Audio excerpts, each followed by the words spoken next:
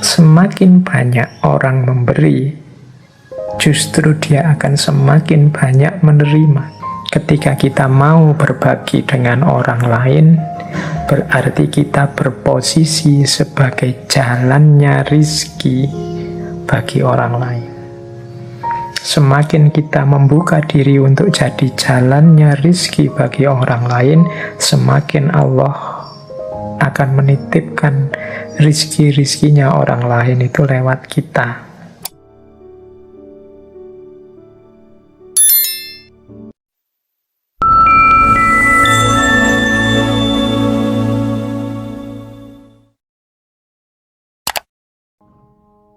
Assalamualaikum warahmatullahi wabarakatuh. Bismillahirrahmanirrahim.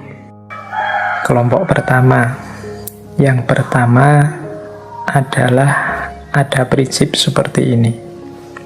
Dalam kebenaran ada setitik kesalahan, dan dalam kesalahan ada setitik kebenaran. Ini yang saya jelaskan tadi di gambar kolom yang putih yang ada titik hitam, di kolom yang hitam ada titik putih. Kebenaran-kebenaran yang kita yakini, wong kita itu manusia, pastinya juga tidak sempurna. Kesalahan-kesalahan yang kita lakukan ya tidak gelap total, masih ada sedikit-sedikit, mungkin kita tidak sadar titik kebenaran. Teman-teman mungkin masih ingat cerita, misalnya begini untuk menerjemahkan prinsip ini. Masih ingat cerita tentang seorang, kalau bahasanya, perempuan nakal, perempuan yang pekerjaannya tunasusila, yang masuk surga hanya karena memberi minum seekor anjing yang kehausan. Itu kalau secara normatif pakai hukum moral sosial agama, perempuan ini kan perempuan dalam tanda petik ya, dalam wilayah yang hitam. Tapi ternyata dalam kehitaman hidupnya masih ada satu titik putih yang kecil, yaitu kasih sayangnya terhadap seekor anjing yang kehausan. Ternyata hanya dari satu titik putih yang kecil ini justru Allah ridho dan berkenan terhadap dirinya sehingga dia masuk surga karena itu. Berarti hitam tadi yang sangat luas terhapus oleh titik putih yang kecil. Jadi cerita wanita tunasusila yang masuk surga karena memberi minum seekor anjing yang kehausan. Sebaliknya juga begitu. Mungkin teman-teman pernah juga mendengar tentang kisah, ya meskipun kita sebut saja ini fiktif, kisah tentang seorang kiai yang masuk neraka hanya gara-gara selilit. Nah, ini kisah selilit. Selilit itu mungkin bagi yang tidak Jawa ya, selilit itu tusuk gigi. Kayu yang sangat kecil yang kita pakai untuk nyongkel sisa makanan dari gigi kita. Nih, cerita selilit sang kiai ini kan, ya kiai ini mestinya orang putih. Tapi ada ternyata satu titik hitam dalam sejarah hidupnya yang ternyata malah mengundang ketidakridhoan Allah. Jadi kiai ini suatu ketika pulang dari rumah tetangganya, mungkin pulang dari kenduri di rumah tetangganya, terus ya karena mungkin sudah sepuh, giginya sudah banyak lubangnya sehingga banyak sisa makanan yang harus diambil, selilitan. Sambil pulang dia secara tidak sadar jadi nyuwil mematahkan sedikit kayu dari pagernya rumahnya tetangganya. Ya mungkin ada pagar yang kayunya sudah meluwek-meluwek, itu dia cuil sedikit kayunya untuk tusuk gigi.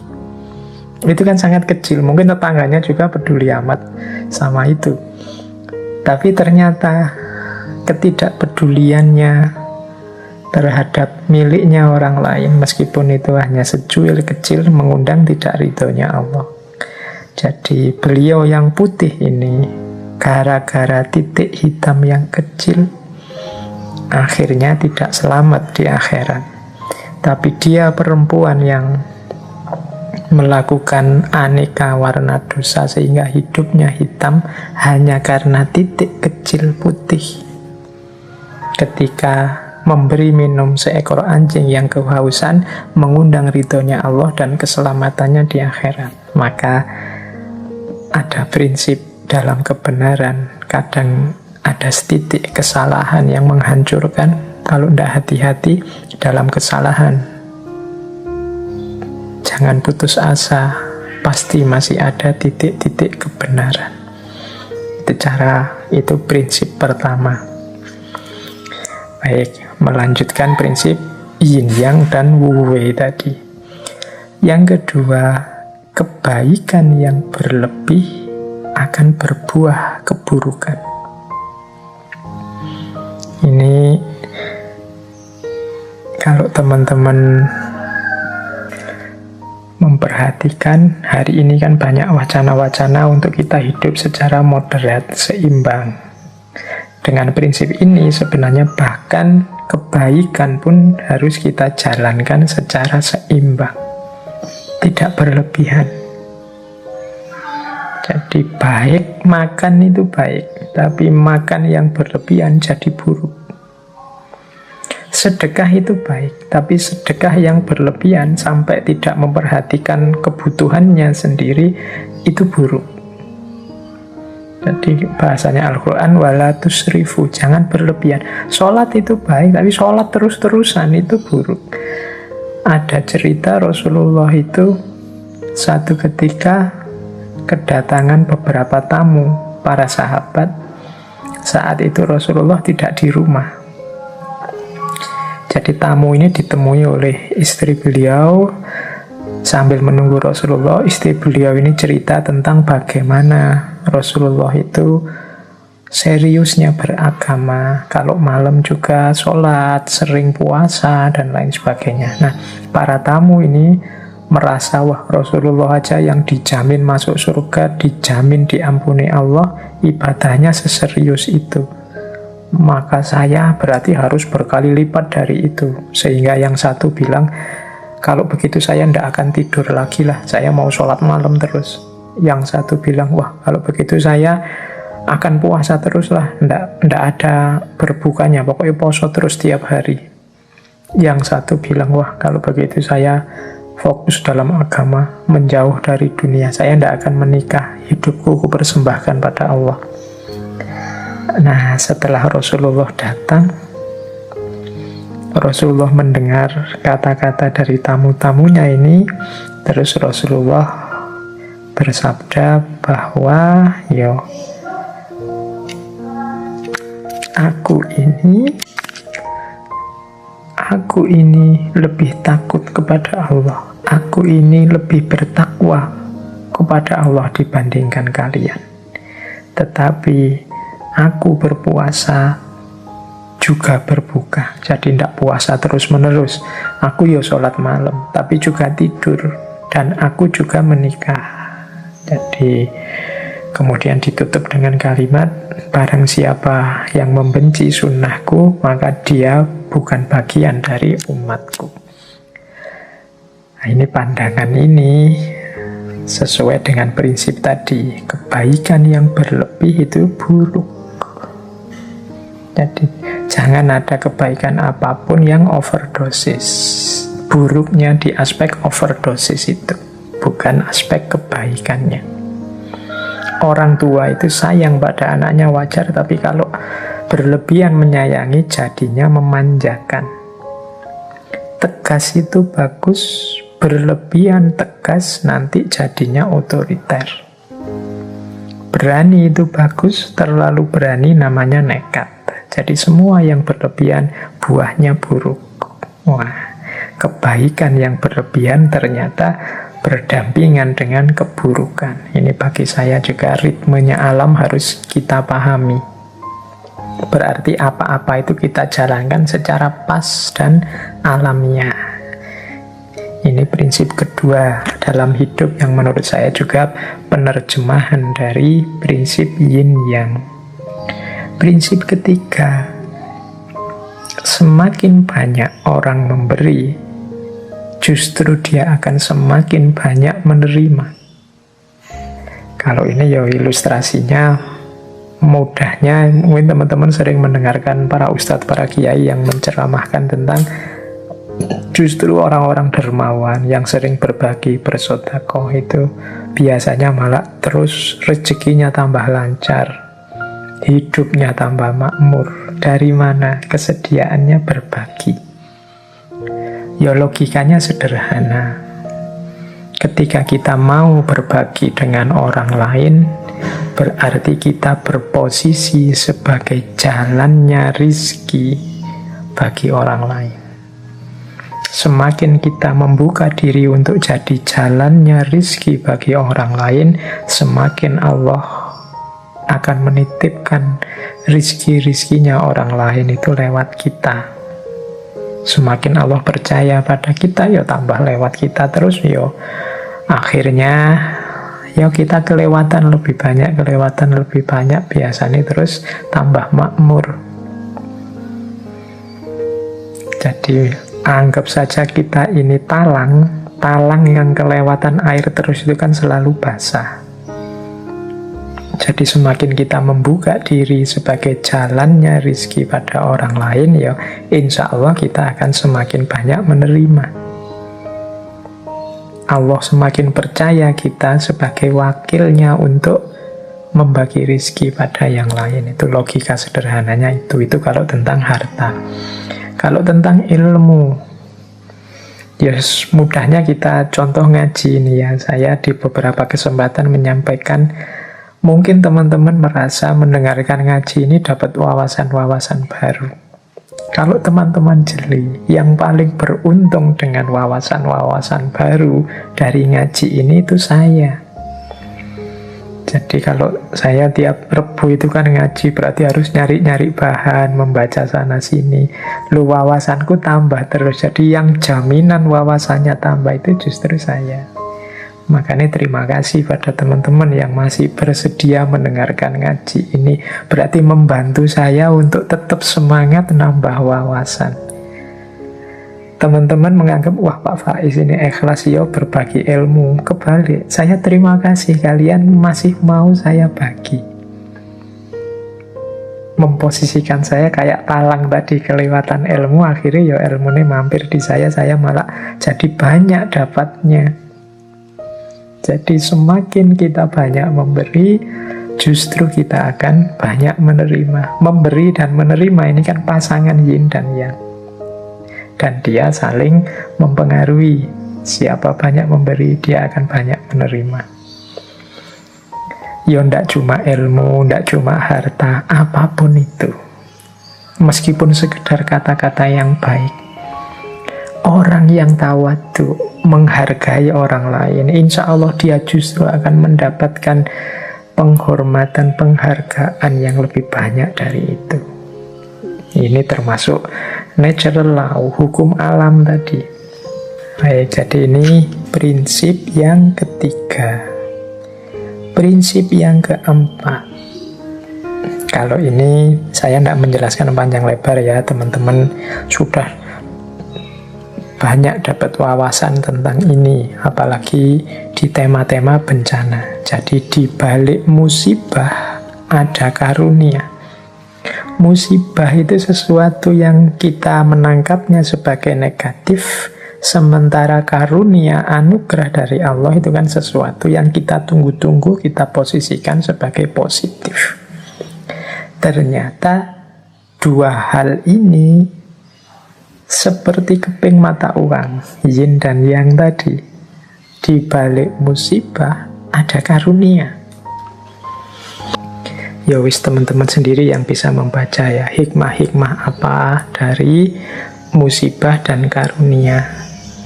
Mungkin kita pernah ngalami drop dalam hidup, tapi justru drop itu jadi titik balik kita bisa bangkit lagi secara luar biasa.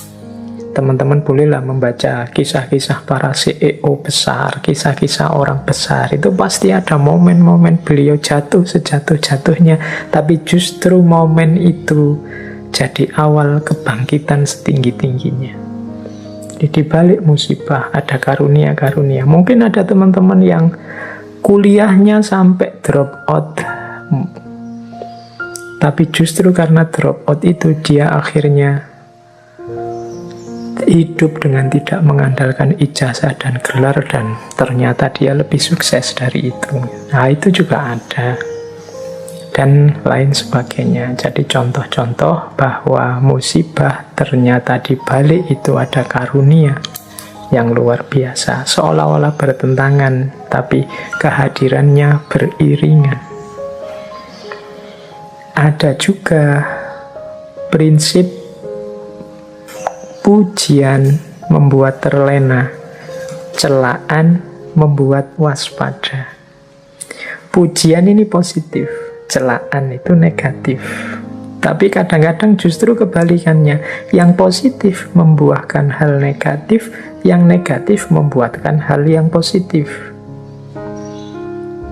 Jadi kadang-kadang orang itu begitu banyak dipuji, dia terlena. Padahal dia dapat yang positif, malah buahnya negatif. Tapi ada orang yang sebaliknya.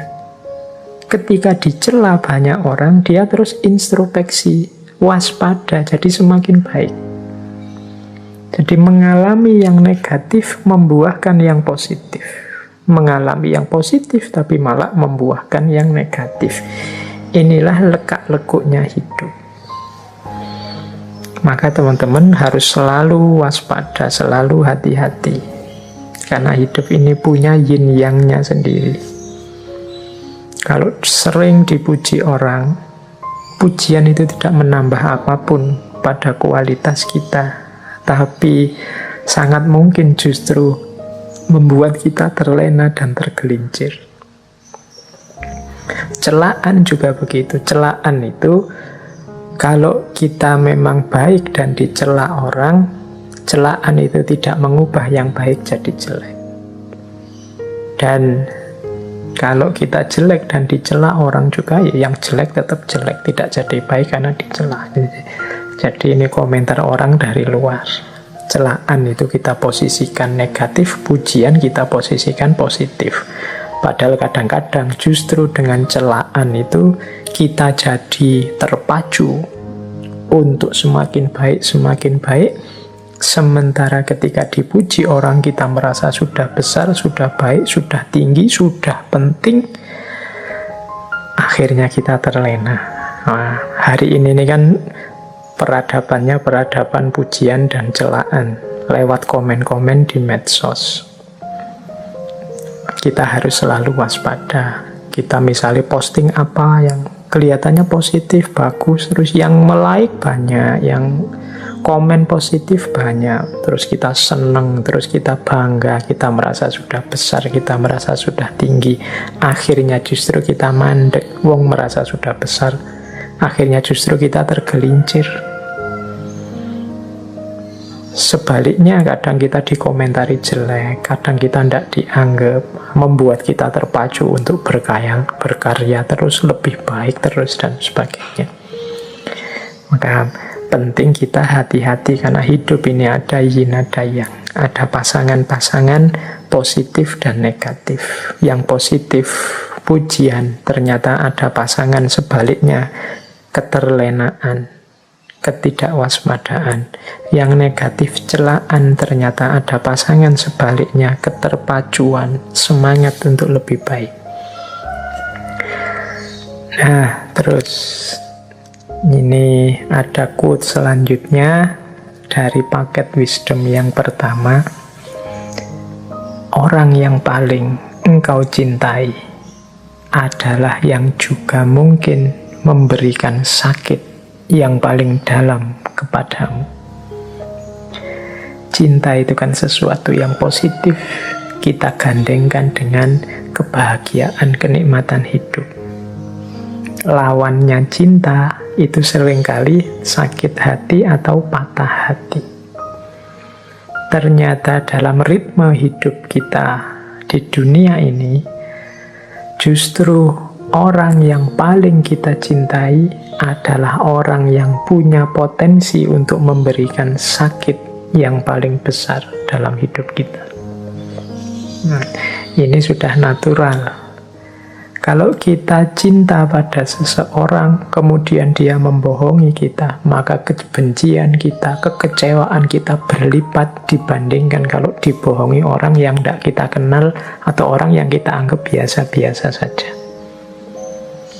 Jadi orang yang kita cintai itu sebenarnya orang yang membawa bibit sakit yang paling besar dibandingkan orang yang tidak kita cintai, orang yang kita anggap biasa-biasa saja.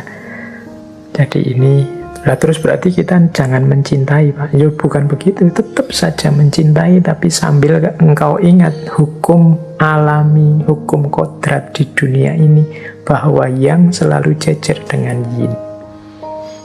Jadi cinta dan patah hati, cinta dan sakit hati itu satu paket.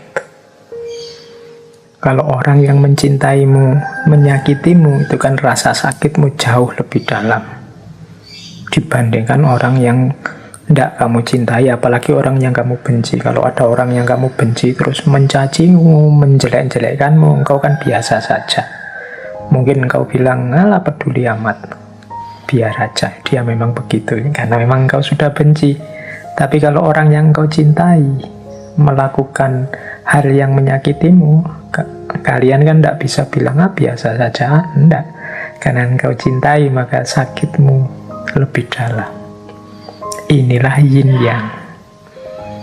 Makanya tadi siap-siaplah menghadapi yin dan yang, pasangan-pasangan dalam hidup. Kalau kita ngerti rumusnya, mungkin sakitnya tidak sedalam itu. Oh iya sih, mengapa ya kok rasa sakitnya sedalam ini? Nah, jawabannya berarti mungkin karena memang aku benar-benar mencintainya. Cintaku memang sudah sangat dalam. Harusnya kalau teman-teman ingin ngukur sejauh mana cintanya seseorang padamu, itu ya bisa dilihat dari sejauh mana dia sakit, dia kecewa, dia patah kalau sudah tidak sama kamu lagi. Karena logika yin yang-nya itu, orang yang paling engkau cintai adalah juga orang yang mungkin memberikan rasa sakit yang paling sakit dalam dirimu. Oke, semoga nanti ada waktu ya kita membahas patah hati, atau mungkin bulan depan saja ya kita membahas filsafat cinta, tapi dari sudut yang berbeda. Bukan indah-indahnya, tapi aspek kepatah hatiannya.